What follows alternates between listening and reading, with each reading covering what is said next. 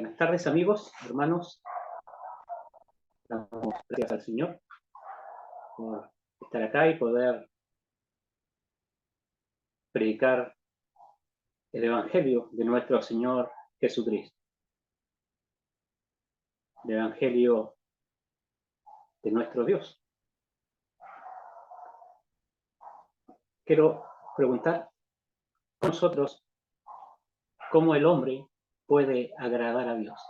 ¿De qué forma puede el hombre agradar a Dios?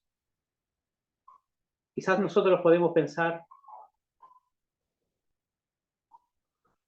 distinto cómo podemos agradar a Dios. Quizás habría muchas respuestas diferentes, pero no es lo que nosotros pensamos o creemos, sino qué dice Dios. ¿Qué dice Dios acerca de agradarle a Él? ¿De qué forma, de qué manera yo puedo agradarle a Él? ¿Qué dice Él? Y Él nos da en su palabra la respuesta. Y dice que hay un solo camino. Hay una sola forma para poder agradarle a Él. Hebreo 11:6 dice, sin fe es imposible agradar a Dios. Solamente nosotros podemos agradar a Dios a través de la fe.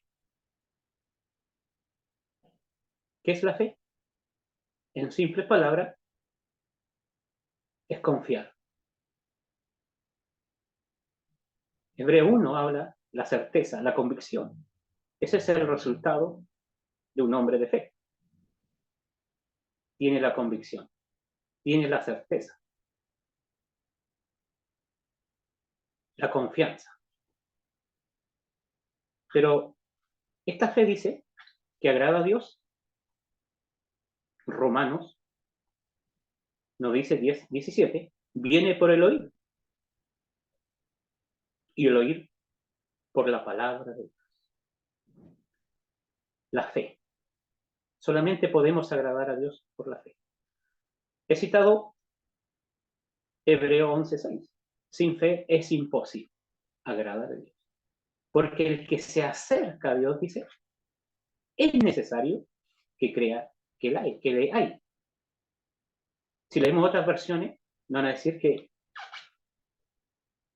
es necesario tener fe, y si nos acercamos a Dios tenemos que creer que realmente Él existe. Y eso es lo primero que Dios quiere de nosotros. Que creamos que Él existe en primer lugar.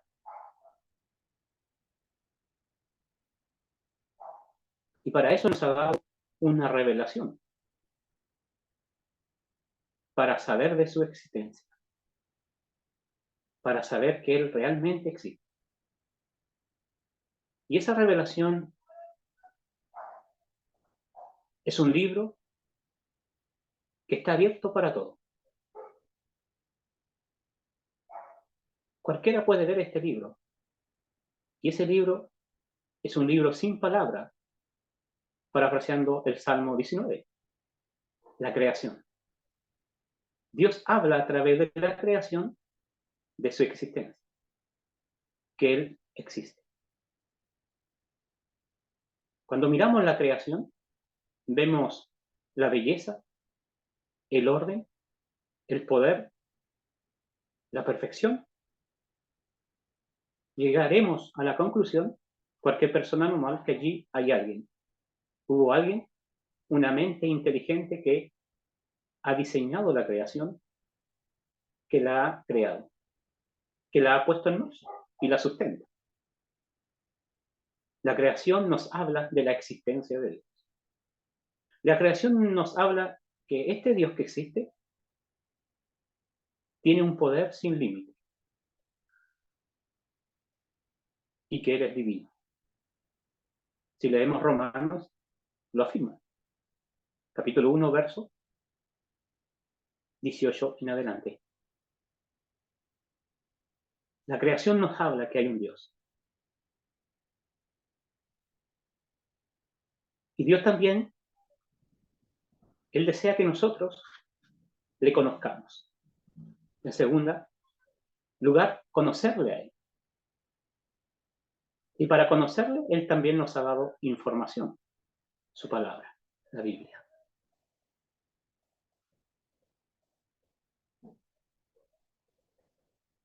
Y cuando nosotros conocemos a Dios, Él quiere que nosotros coloquemos nuestra fe, nuestra confianza en Él.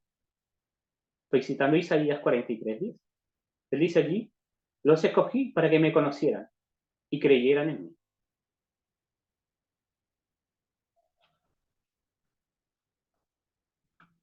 Porque la fe, esta confianza puesta en Dios, no es un salto al vacío, no es un salto a la oscuridad. Es una fe que viene a través de un conocimiento, de una información acerca del Dios verdadero. Y esa información viene a través de la palabra. Por eso dice Romanos 10:17 que esta fe viene por el oír y el oír la palabra de Dios. Porque nosotros podemos creer en la existencia de Dios y creer en Dios sin la palabra de Dios. Pero el problema es que nosotros creemos en un Dios que nosotros creamos a nuestra imagen, conforme a nuestros pensamientos. Y entonces así cada uno tiene su Dios, así como las religiones. Y entonces nos postramos y confiamos en ese Dios, el cual no existe, sino que es inventado por nuestra propia mente. Y cuando nosotros leemos las Escrituras, conocemos al Dios verdadero, al Creador, al Dios que hizo el cielo, como dice Pablo, y la tierra. Aquel Dios que no necesita nada de nadie. Aquel Dios que hizo el linaje de los hombres de una sola sangre, el que da aliento y vida. Ese Dios lo conocemos a través de las Escrituras. Él se revela a través de su Escritura. ¿Quién es Él? ¿Qué es lo que ha hecho Él? Y también nos revela quiénes somos nosotros. ¿En qué condición nos encontramos ante Él? Ante aquel que nos hizo. Dios en su palabra nos muestra que Él es un Dios santo. Un Dios justo. Un Dios misericordioso. Un Dios de amor. Un Dios de gracia. Que es lento para la ira. Él no es un Dios de ira, sino que el pecado hace que Él reaccione con ira contra el hombre, contra el pecador. Así lo vemos en los tiempos de Noé y en Sodoma. La ira de Dios es real, así como su amor.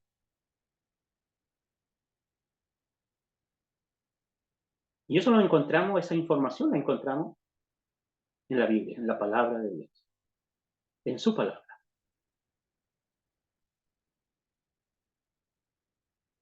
Dios, Él quiere que nosotros le conozcamos.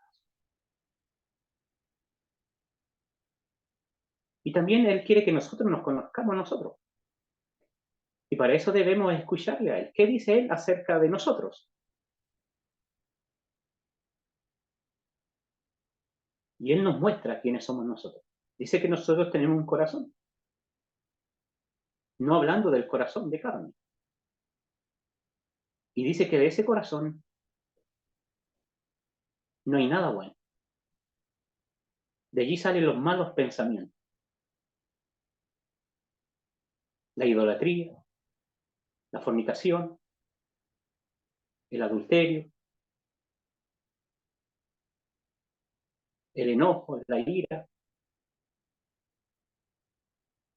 Eso dice Él en su palabra, que no hay nada bueno. Nada en nada. No hay nada bueno.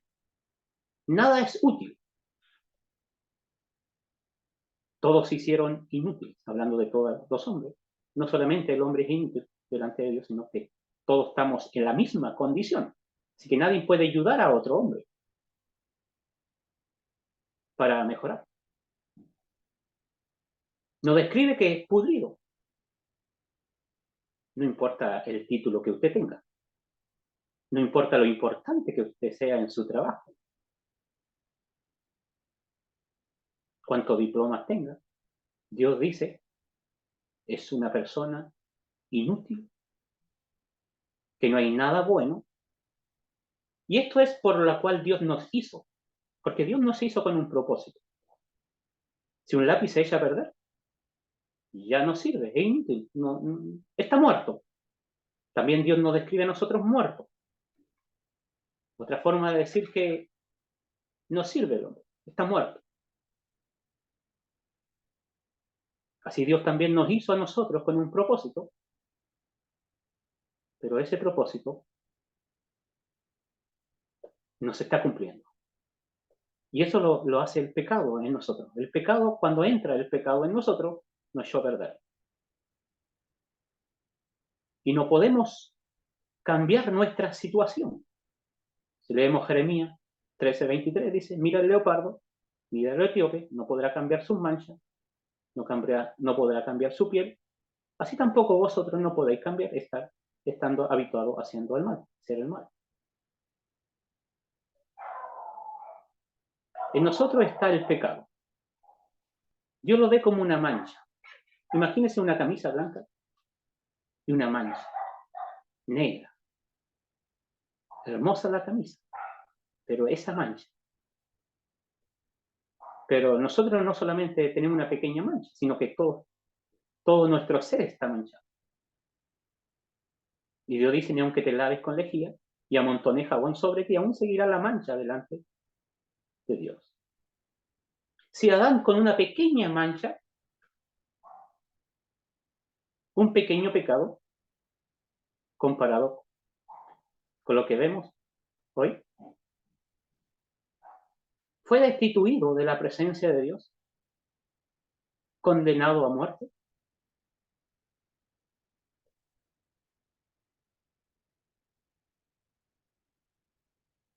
perdió la comunión con su Creador. ¿Qué más queda para nosotros? ¿Qué más queda para usted y para mí? Así que no importa quién sea usted. Dios nos describe enemigos de Él, separados de Él, destituidos de su gloria. ¿Por qué dice? Porque todos pecaron, me incluye a usted y también a mí, a grandes y pequeños, a niños, ricos y pobres. Todos pecaron. Y todos, también todos, están destituidos, separados de la gloria de Dios. El hombre no puede alcanzar la presencia de Dios, no puede alcanzar la gloria de Dios. Porque el pecado hace separación. Adán un pecado fechado. Isaías 59, verso 2. Nuestras iniquidades, nuestros pecados han hecho separación entre Dios y el hombre. Y nosotros no podemos hacer nada para arreglar la situación. El que puede hacer algo es Dios. El Dios santo. El Dios justo. Nuestro creador. Aquel que nos hizo. Y ahí está la buena noticia. Que Dios en su santidad no tolera el pecado, nuestro pecado. Dios en su justicia tiene que condenarnos a una ruina eterna. Pero Dios en su misericordia, en su amor, provee una salvación. Para nosotros, para usted y para mí. Y esta salvación es por gracia. Nadie la merece, porque todos somos pecadores, todos hemos pecado, todos le hemos fallado a Dios, todos le hemos desobedecido. Todos estamos separados de Él por causa del pecado. Y Dios provee un refugio para escapar de su ira. Nos ofrece una salvación. Nos ofrece una reconciliación. Y nos ofrece un lugar en sus moradas, la cual el Hijo de Dios, ha ido a preparar para todos aquellos que se reconcilian con Dios. Hay un lugar en la casa de Dios, en la casa del Padre. Para aquellos que no se reconcilian con Dios, siguen siendo enemigos de Dios. Y también tendrán un lugar en el infierno, en el lago que arde con fuego y azufre, el cual fue preparado para el diablo y sus ángeles. Allí irá todo aquellos que rechazan la oferta de salvación, que rechazan la gracia de Dios.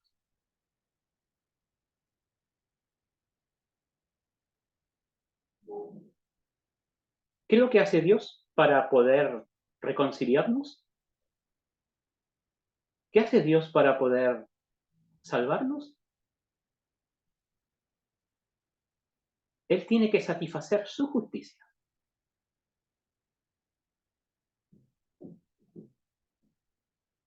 Y para eso Él envía a su Hijo unigénito, su único Hijo.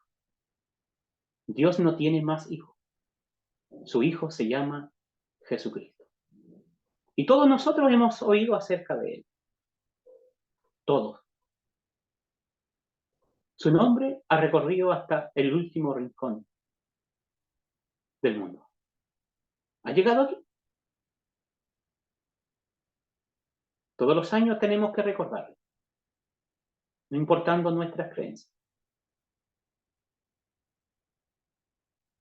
El único que ha partido la historia, en un antes y en un después. No ha sido ningún científico, ningún gobernante, que ha dejado tanto impacto. Es Cristo, el Hijo de Dios. Y las Escrituras enseñan cuando nosotros, criaturas de Dios, hechas del polvo de la tierra, cuando nosotros recibimos al unigénito de Dios, creemos en Él, Dios nos adopta sus hijos. Pasamos a ser sus hijos adoptivos. Y si hijos, somos herederos de Dios y coherederos con su Hijo.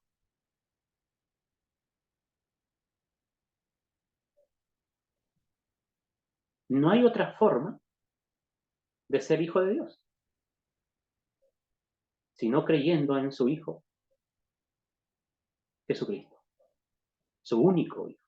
De tal manera amó Dios al mundo que ha dado a su Hijo unigénito, su único. A Dios nadie le dio jamás, pero el Hijo unigénito es quien lo revela. Jesús es el unigénito. No hay otro como Él. Él es único, es singular. No hay otro que se parezca a Él. De nosotros hay grandes diferencias. La Escritura dice que Él fue hecho semejante a nosotros. ¿Por qué? Porque Él es divino. Él siempre estuvo allí con el Padre. ¿No dice Juan? Estaba con Dios. Y no solo estaba con Dios, sino que tenía una relación íntima, una comunión íntima con Dios, con el Padre, y el cual dice que era Dios. Es decir, tenía la misma sustancia de Dios, la misma potencia de Dios, la misma santidad de Dios, la misma justicia de Dios, el mismo amor de Dios, la misma misericordia de Dios. Él siendo Dios, quiso salvarnos, al igual que el Padre. Dice que el Padre nos ama, de tal manera amó Dios al mundo que ha dado a su Hijo. Ahí está el amor demostrado, palpable. Ha entregado a su Hijo. No lo rehusó, sino que lo entregó. Pablo nos habla también del amor del Hijo, que se entregó. Cristo me amó, dice, y se entregó a sí mismo. ¿Cuál fue el propósito de Dios darnos a su Hijo? Para cumplir los propósitos de Dios. Para hacer realidad las promesas de Dios. Él vino a cumplir la agenda de Dios. Y la agenda de Dios es salvar a los hombres. Salvarnos a nosotros.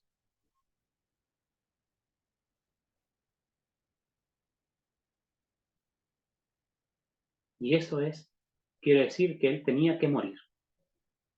El Dios Todopoderoso ha enviado a su Hijo, el Todopoderoso. Así Él se da a conocer en Apocalipsis. Yo soy el Alfa y el Omega, el primero y el fin, el Todopoderoso. Él viene, toma nuestra naturaleza de carne y sangre y nace allí en Belén. Crece, lleva una vida perfecta, obediente al Padre, honrando a su Padre, satisfaciendo el corazón del Padre, de tal manera que Dios dice que su palabra es que raja los cielos, y Él dice, este es mi Hijo, amado, como que estira la mano y muestra, este es mi Hijo amado, en quien tengo complacencia. Nunca Dios dijo algo de un hombre como nosotros, ni de Adán, ni de Abraham, aquel hombre que se ganó el título de amigo de Dios, ni de David.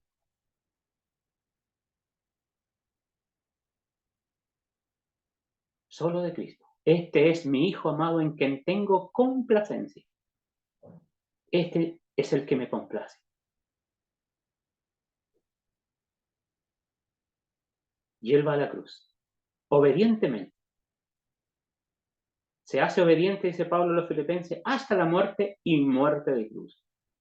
Aun cuando esto le significó la humillación, se humilló a sí mismo. Porque Él fue rechazado por sus criaturas a quien vino a salvarnos, dice Isaías, y lo vemos en los evangelios. Fue menospreciado, fue escupido. Le pegaron con vara en su mejilla. Miquías 5:1. Herirán en la mejilla con vara al juez de Israel. Aquel que es desde los principios hasta los días de la eternidad. Cristo. Fue escupido y Él se entregó. Dice que Él di mi cuerpo a los heridores y no escondí mi rostro de escupos.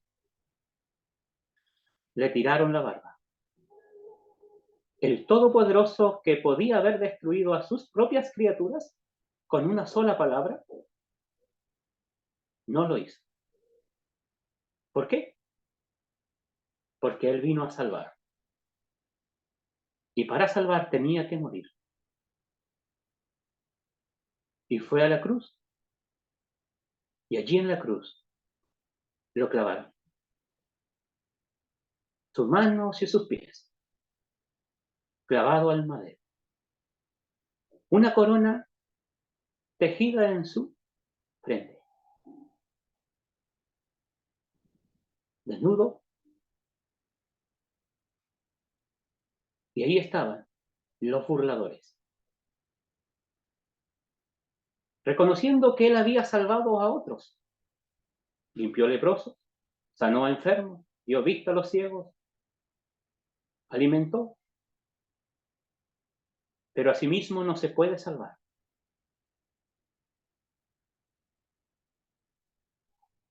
Porque Él vino a salvarnos. Él vino a dar su vida por nosotros. Y después que los hombres dejaron de burlarse de Él, entra en esas 3 horas de tiniebla. Dios hace la obra salvadora en su Hijo. Dios toma nuestros pecados. Agarró Dios nuestros pecados y los cargó en su Hijo. Esos pecados que nos separan de Dios fueron cargados en Cristo, el cual no cometió pecado. El santo, el justo, el impecable. Nuestros pecados fueron cargados en Él. Allí en la cruz. Él cargaba con nuestros pecados. Y entonces Él sufre las consecuencias de nuestro pecado. Pablo de los Romanos, capítulo 8, nos dice que lo que era imposible para la ley, por cuanto nosotros somos débiles en la carne, la ley demanda justicia. La ley dada por Dios, los mandamientos dados por Dios, nos dice que tenemos que honrar la ley, obedecerla y no fallar en nada. Tenemos que cumplir cada jota, cada tilde. Si no lo hacemos, muerte, maldición. Y ninguno de nosotros ha cumplido la ley. Por lo tanto, todos están bajo maldición. Gálatas 3:10 en adelante. Todos son malditos. Si usted no ha recibido la salvación, no importa lo bien que usted esté económicamente, delante de Dios no está bien. Maldito es usted. Enemigo de Dios. Inútil para los propósitos de Dios. Débil. Y Dios quiere salvarnos de esa maldición por no obedecer la ley. Y entonces Dios envía a su Hijo.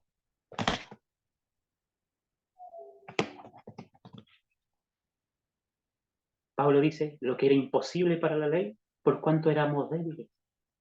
El problema somos nosotros, inútiles.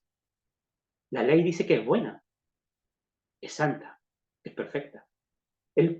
Nosotros no podemos obedecerla. Y eso trae maldición. Entonces Dios dice que envía a su Hijo. En semejanza de carne de pecado, y a causa del pecado condenó nuestro pecado en su carne, o castigó nuestro pecado en su cuerpo. ¿Para qué? Para reconciliarnos con Él, para que el castigo no cayera sobre nosotros.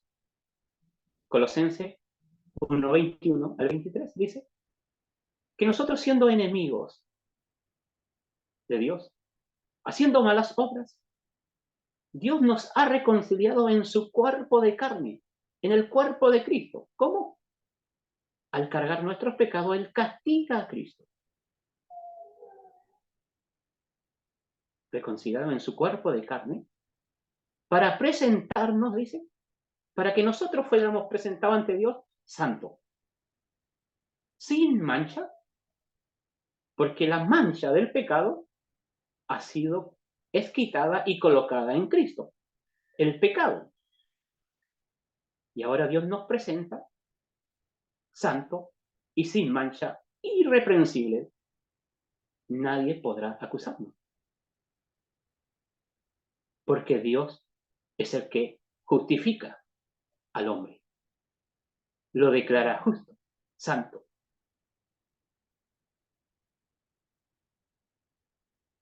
¿Por qué? Por lo que Cristo es, Dios, hombre, y por lo que hizo en la cruz. Cargar nuestros pecados y Él recibir el castigo de Dios. El salmista dice, se burlaban de aquel que tú heriste, que me hirió, Dios, y murmuraban contra aquel que tú llagaste. El profeta diga que la espada se levantó contra el pastor, contra el hombre compañero de Dios, hablando de Cristo. Isaías nos dirá que él fue herido por Dios. ¿Y por qué fue herido? Fueron por causa de nuestras rebeliones. Fueron por causa de nuestros pecados. Porque aquel que no hizo pecado, Cristo, por nosotros Dios lo hizo pecado. Lo trató como si él hubiese pecado.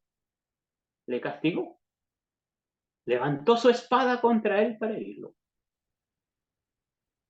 Y de esa manera Dios satisface su justicia. Y ahora él puede justificar, declarar justo, limpio y sin mancha al hombre. A usted. A mí.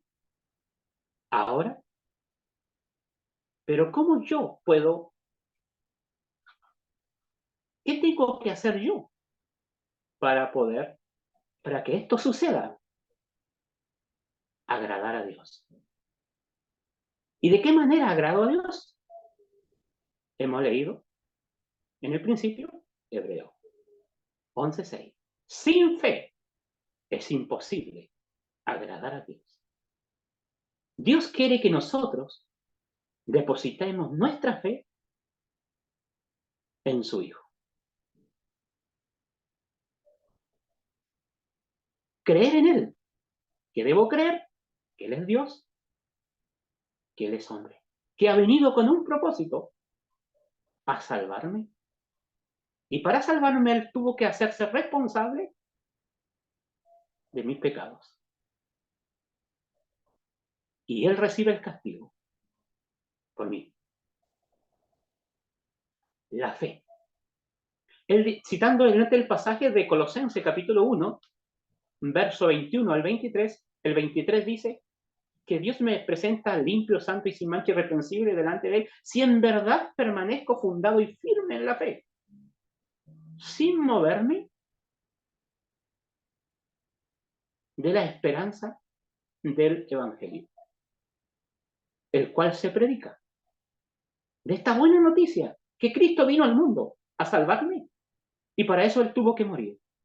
Yo tengo que creer esta verdad y seguir creyendo esta verdad. La verdad bíblica, la verdad de Dios. No la verdad de una religión, de un hombre, sino la verdad de Dios. Y la verdad de Dios está en su palabra. Dios quiere que yo honre a su Hijo. ¿Cómo lo puedo honrar? Escuchándole, creyendo en Él. Salmo 2:12 dice, honren al Hijo para que no perezcan, para que no se enojen y no perezcan. Se enoja el Hijo. Las Escrituras dicen así. Salmo 2:12, honrar al Hijo para que no se enoje y perezca. Porque pronto se inflama su ira.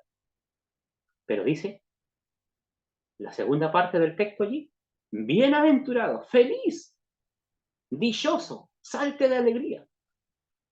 Todos aquellos que en Él confían, que en Él han puesto su fe, su confianza.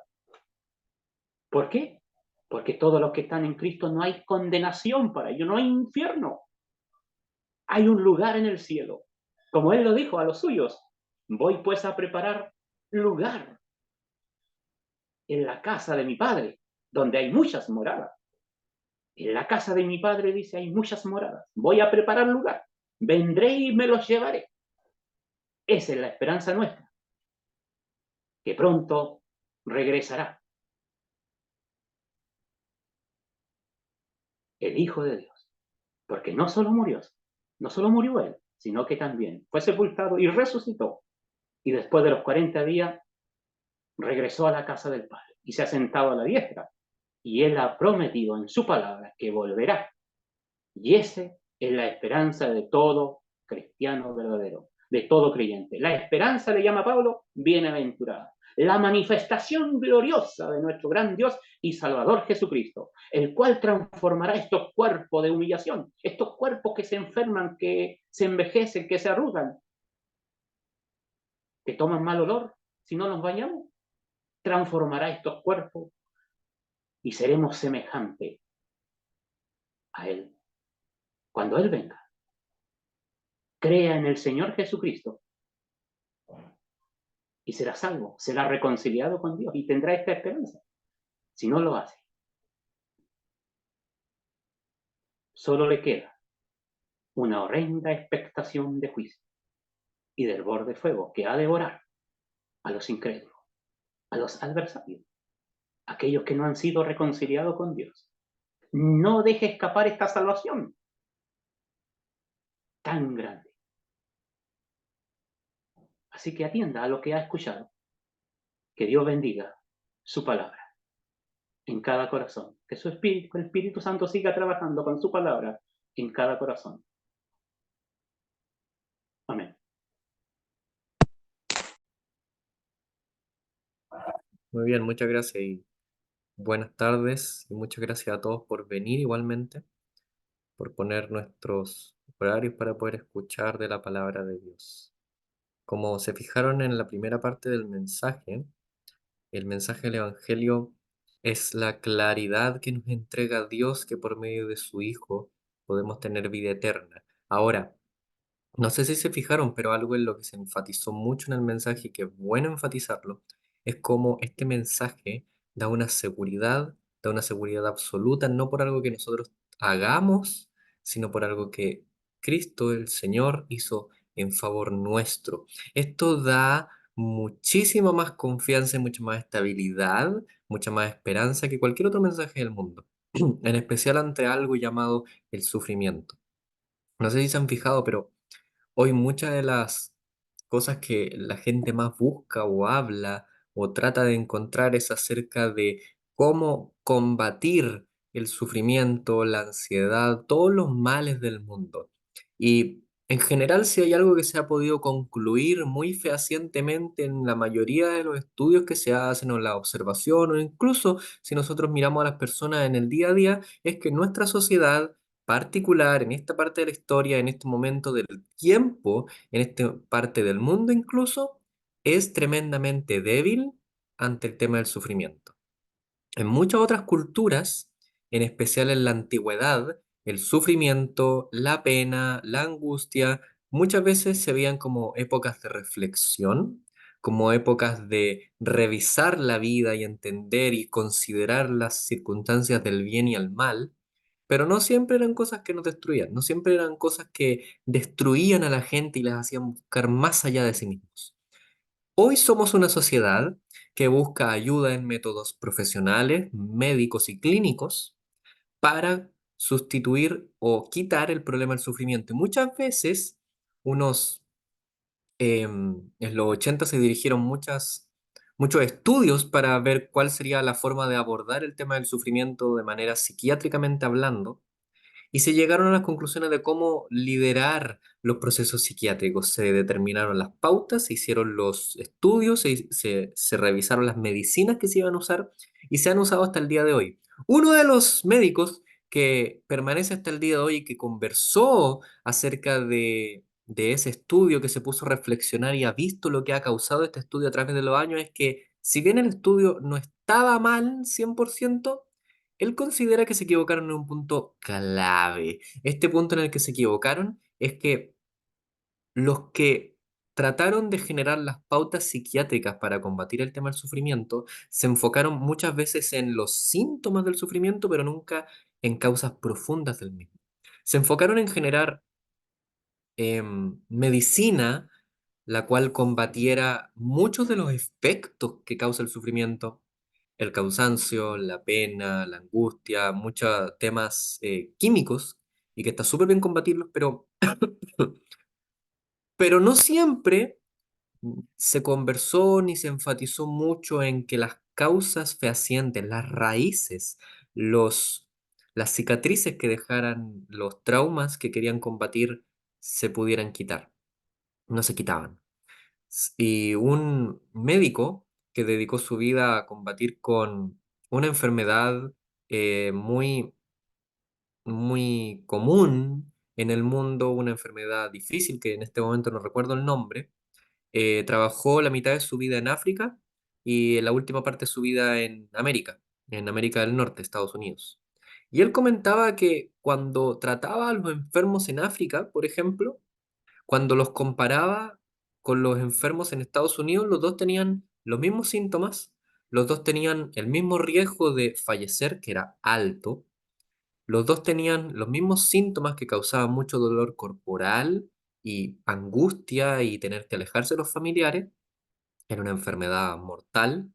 Él decía que era muy curioso que la gente en África, que económicamente hablando vivía un poco peor que la gente en Estados Unidos, combatían y tenían el sufrimiento como algo mucho más fácil de combatir. La gente en Estados Unidos lo pasaba peor mentalmente, veían el sufrimiento como algo que había que huir, como algo que destruía la vida, como algo que te desbarataba todo tu sistema de vida, que era una interrupción en el sistema en el cual tenías que vivir. ¡Ah! Y eso me hace preguntarme, ¿no les parece que el mensaje del Evangelio es lo que realmente necesitamos? Porque lo que mi hermano enfatizó muchas veces es que cuando uno cree en Cristo Jesús para perdón de pecados, tiene una certeza, una realidad, es pasado de muerte a vida de manera definitiva, de manera real. Somos llevados a ser hechos hijos de Dios, y como esto es algo que Dios hace, no es algo que nosotros podemos deshacer porque nosotros no lo hicimos. Piensa esto, si tú dieras un examen y te equivocas mucho en el examen, entonces te va a ir mal, ¿o no? Si haces el mismo examen y lo haces bien, te va a ir bien o no. Pero si una persona hace un examen por ti, entonces importa cuánto sepas o cuánto no sepas, no importa realmente, importa cómo le vaya a esta persona y lo hace por ti. En ese sentido, si esta persona lo hace bien, todo lo malo que tú puedas hacer, no importa, en el sentido de que no hace menos la obra de este. Todo tu pecado, toda tu maldad, todas tus culpas delante de Dios son quitadas y no pueden ser desquitadas en base a tu actitud, presente o futura, ya que se basan en la obra de Cristo.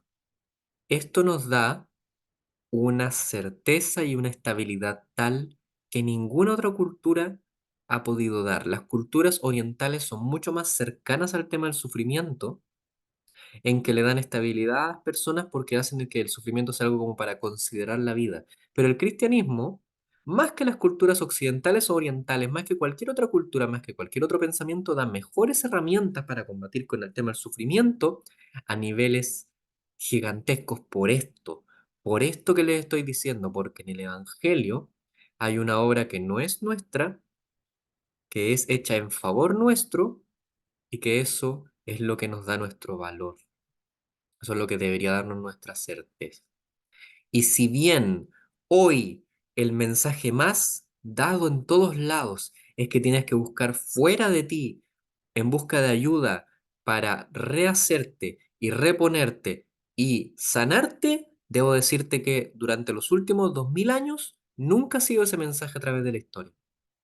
Así que quizá, si bien los métodos que usamos en nuestra sociedad no son lo más malo, igual podríamos tener la madurez de parar un segundo y observar nuestras vidas y observar lo que el Evangelio tiene para ofrecer, para darnos cuenta que quizá el problema somos nosotros, que quizá el problema somos nosotros en cómo queremos ver la vida y enfrentar los problemas.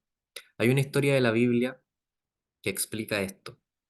quiero explicarles de este tema acerca de cómo el Evangelio es realmente la certeridad de una realidad mejor y nos puede librar de la condenación a nivel presente, pasado y futuro en el Evangelio, en el libro de Hechos. Dice así el libro de Hechos que si quieren pueden leer junto conmigo. Hechos en el capítulo 16. Dice así la palabra de Dios. Hechos capítulo 16. Dice así. Oh, estoy en otra versión. Vamos a cambiar a Reina Valera para que si tienen Biblias puedan leer igualmente y ver lo que las verdades de la palabra de Dios dicen. Muy bien, Hechos 16, versículo, debe ser el 23. Sí, Hechos 16, versículo 21. 23 mejor. Hechos 16, 23. Después de haberles azotado mucho, los echaron en la cárcel. Estamos hablando de Pablo y Silas, misioneros, trabajadores del Señor. Están predicando en una ciudad, Filipos, después de que han predicado el Evangelio por días. Una mujer de la alta sociedad que vendía púrpura, Lidia, creyó el Evangelio, y una mujer de la baja sociedad, podríamos decirle, una joven endemoniada, de la cual sus amos se aprovechaban de ella para ganar dinero, habían creído el Evangelio, y esto enfureció mucho a las autoridades, las cuales, en especial las autoridades religiosas que se beneficiaban económicamente de esta joven, y por esto mandan a Pablo a la cárcel. Hechos 16 dice así: y se agolpó el pueblo contra ellos, y los magistrados, rasgándoles las ropas, ordenaron azotarles con varas. Después de haberles azotado mucho, los echaron en la cárcel, mandando al carcelero que los guardase con seguridad, el cual, recibido este mandato, los metió en el calabozo de más adentro y los aseguró los pies en el cepo. Pero a medianoche, orando Pablo y Silas, cantaban himnos a Dios, y los presos los oían. Entonces sobrevino de repente un gran terremoto, de tal manera que los cimientos de la cárcel se sacudían, y al instante se abrieron todas las puertas, y las cadenas de todos se soltaron. Despertando el carcelero y viendo abiertas las puertas de la cárcel, sacó la espada y se iba a matar, pensando que los presos habían huido. Mas Pablo clamó a gran voz diciendo: no te hagan ningún mal, pues todos estamos aquí. Él entonces, pidiendo luz, se precipitó adentro y, temblando, se postró a los pies de Pablo y Silas, y sacándolos les dijo: señores, ¿qué debo hacer para ser salvo? Ellos le dijeron: cree en el Señor Jesucristo y serás salvo tú y tu casa. Hasta aquí la lectura, y quiero que vean que este es un pasaje tremendo, esclarecedor, muestra dos formas de enfrentar el sufrimiento. Por así súper resumido, yo creo que está bastante obvio, ¿no? Por un lado tenemos a dos hombres, Pablo y Silas, que los meten en la cárcel injustamente, los ponen en cadenas injustamente, los ponen en una cárcel que lo más probable era, no piensen como tras las rejas, ellos dos solos en una habitación de 10 por 10, no.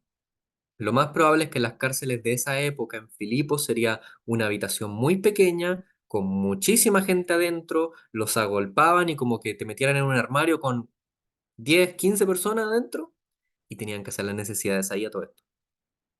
Da lo mismo como. Ahí los tenían, injustamente, después de predicar acerca del Dios de los cielos. Pero ellos se ven con una estabilidad tremenda, incluso oran cantando himnos. La palabra, em, no estoy muy seguro de a qué se refiere la palabra de Dios con esto, porque cuando dice que en el 25 que orando Pablo y Silas cantaban himnos, suena como que están orando y cantando, porque hay un participio en griego ahí. Literalmente dice oraban cantando o cantaban orando. Lo más probable es que están cantando los salmos del Antiguo Testamento o himnos cristianos donde ellos oraban al Señor al mismo tiempo que cantaban. El punto es que estaban expresándole calma y confianza a Dios. Es tremendo lo que están haciendo. Muchas veces he leído este pasaje y veo cómo las librerías están llenos de libros de autoayuda y llenas de libros, incluso libros de autoayuda cristianos, y y me hace preguntarme si realmente la forma en que estamos enfrentando los problemas también, porque Por un lado, nuestra sociedad hoy nos dice, no, si el sufrimiento es parte de la vida y lo pasamos mal y necesitáis estas cosas y cosas fuera de ti y personas fuera de ti y todo esto, pero al final podemos pasarlo mal, pero nunca lo vamos a pasar excelentemente bien. Pero después veo la palabra de Dios y muchas veces leo acerca de hombres y mujeres que murieron dando testimonio de Dios y se ven tremendamente mucho más calmados que las personas que hablan de temas de autoayuda hoy. Y me hace preguntarme que quizá lo estamos enfrentando un poco mal y quizás la gente del pasado sabía algo que nosotros no. Me parece, porque miren el pasaje, es chocante.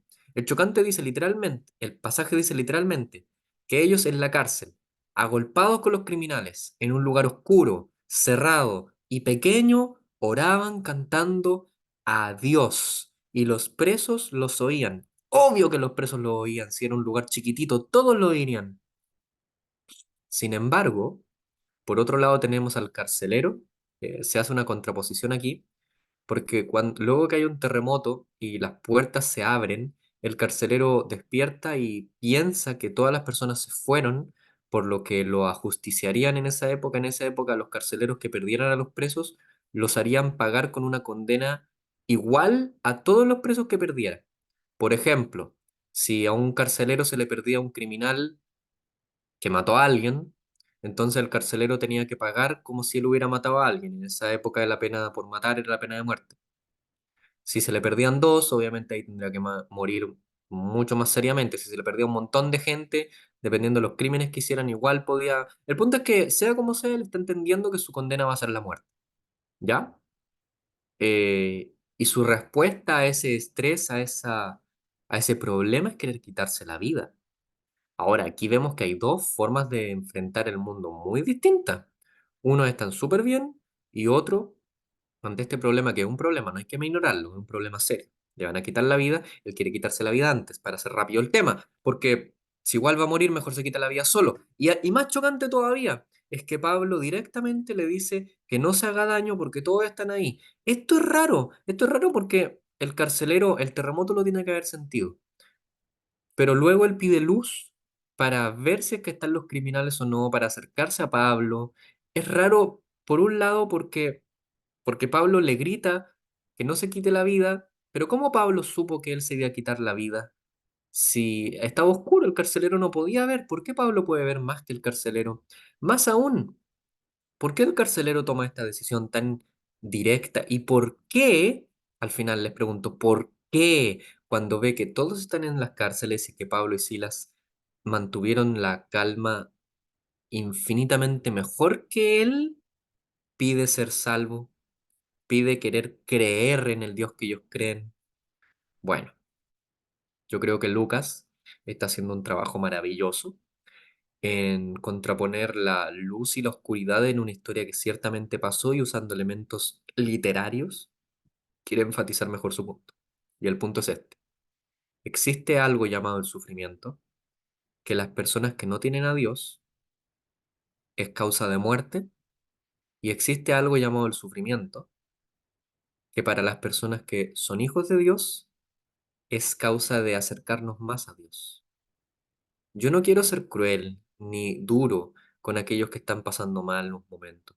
Yo no quiero ser hipócrita incluso en pensar que es algo fácil, pero ciertamente el sufrimiento es un llamado de Dios para que nos volvamos a Él, para que podamos tener tiempo en que nos aferramos con mucha más fuerza a Él.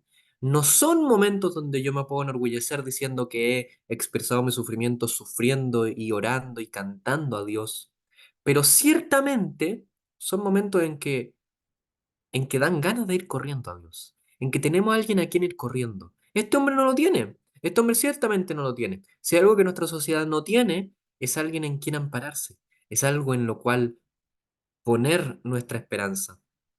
Todas las personas hoy dicen que tienes que buscar tu propio camino, que tienes que trazar tu propia vida, que tienes que trazar tu propio momento en esta tierra, pero al final eso es nada, eso es menos que nada, porque al final lo único que están ofreciendo es que no te importe nada este mundo y que veas tú lo que haces, pero al final se han fijado que en lo que más se fijan las personas es en el valor que ofrecen los trabajos, en el valor que ofrecen las personas en el valor que ofrecen las redes sociales con sus me gusta y sus reacciones y sus estás haciéndolo súper bien. Al final hay una contradicción porque a ti quizá te han dicho muchas veces que no te tiene que importar lo que te digan las personas, que tú tienes que trazar tu propio camino para ser feliz. Pero al final, ¿ves cómo eso te está destruyendo? ¿Ves cómo eso no sirve de nada? Porque al final, a menos que alguien te dé valor, a menos que alguien diga que lo estás haciendo bien, eso se siente mucho mejor que andar diciendo, no, si da lo mismo, todo da lo mismo, yo veo lo que hago, yo me doy valor a mí mismo. Mentira, no te puedes dar valor a ti mismo. La única forma de que de tener valor en ti mismo es que alguien te lo dé, que alguien te lo entregue. Y estos hombres, Pablo y Silas, entienden eso, porque así como mi hermano dijo en la primera parte, en el Evangelio, estos cuerpos que cada día van cada vez más cerca de la muerte, cuando estamos creyendo en Dios, cuando ponemos nuestra confianza en Cristo que murió por nosotros, tenemos una confianza que si llegara a llegar la muerte, lo único que va a hacer es liberarnos de este cuerpo para entregarnos a un mundo de amor, para entregarnos a un mundo de comunión con Dios. Y en ese sentido, esa es la mayor esperanza que podemos tener y necesitar.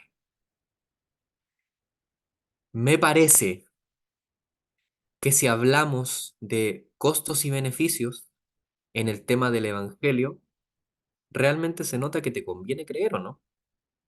Realmente se nota que este carcelero lo pasa peor que estos hombres. Por algo él se dio cuenta que ellos tenían algo que él no, y necesitaba el Evangelio. Ah, pero me dirás, hoy los problemas que dan la vida no son tanto causa de muerte, ¿o no?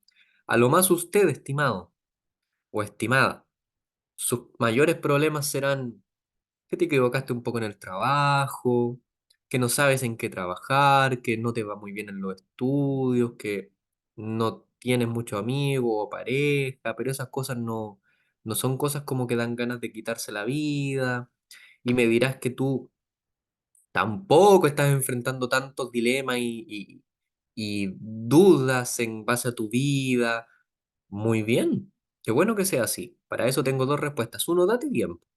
Date tiempo porque anda a pensar que el carcelero escuchó los himnos, lo más probable, de Pablo y Silas toda la noche, al punto que incluso él tenía la estabilidad emocional para quedarse dormido. A él no le importaba. La gloria de Dios era tal en esa cárcel que todos los presos confiaban. Parece, puede ser porque no se fueron, no sé. Que todos los presos podían oírla y verla y palparla en la vida de dos hombres, pero no era lo suficiente para que el carcelero no se quedara dormido.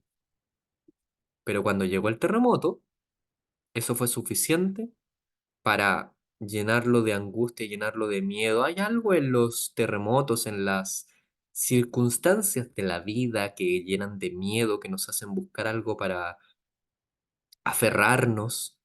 Un estudioso en temas de políticas públicas y de publicidad estaba analizando cómo los diarios y los políticos en crisis durante crisis del mundo como inundaciones o tiroteos o muertes, recurren muchísimo a algo más allá de nosotros, a temas religiosos. Ahora que fallecieron trabajadores públicos incluso en una comuna de nuestra región, hace tiempo que han pasado terremotos e incendios en nuestro país. Las redes sociales muchas veces se llenan de orando por, confiando en Dios. Las iglesias, en especial las católicas, las metodistas, las bautistas y las pentecostales, se llenan de personas que quizá nunca iban. Y eso nos muestra que en el fondo, a nivel de sociedad, tú no tienes nada en qué ponerte estable. Tú no tienes nada en qué basar tu vida. Y en ese sentido, cuando Dios dice, que en la cruz Él mandó a su Hijo para morir por nosotros, eso es porque Él nos ofrece una estabilidad, un mensaje que cuando lo hacemos mal, no importa. Cuando las cosas van mal, no importa, porque eso no quita la obra perfecta que Cristo ya hizo una sola vez y para siempre en paz, en favor nuestro.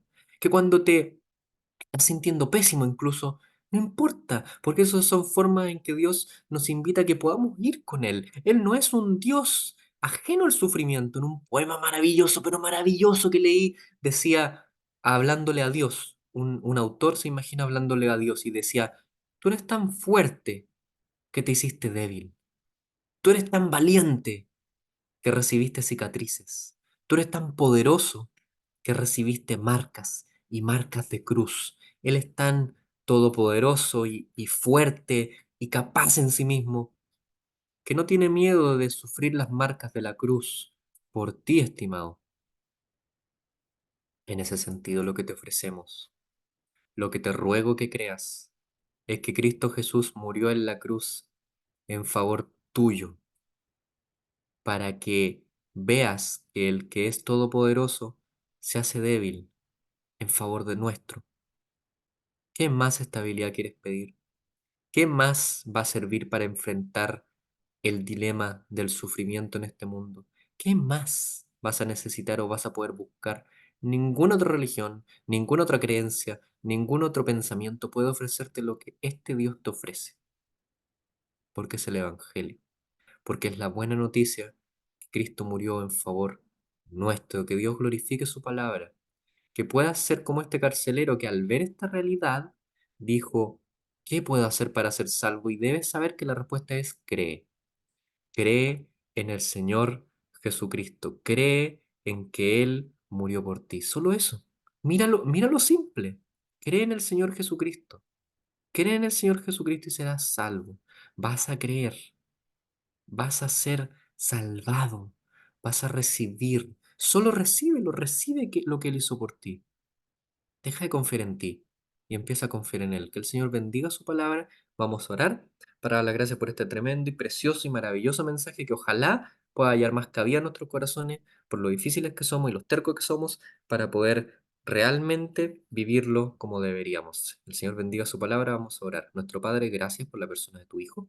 Gracias por nuestro Dios bendito y santo y tremendo Salvador, aquel que es el Rey, se hace siervo, aquel que es el Todopoderoso, se hace débil, aquel que es el dador de la vida, entrega su vida a nuestro Padre.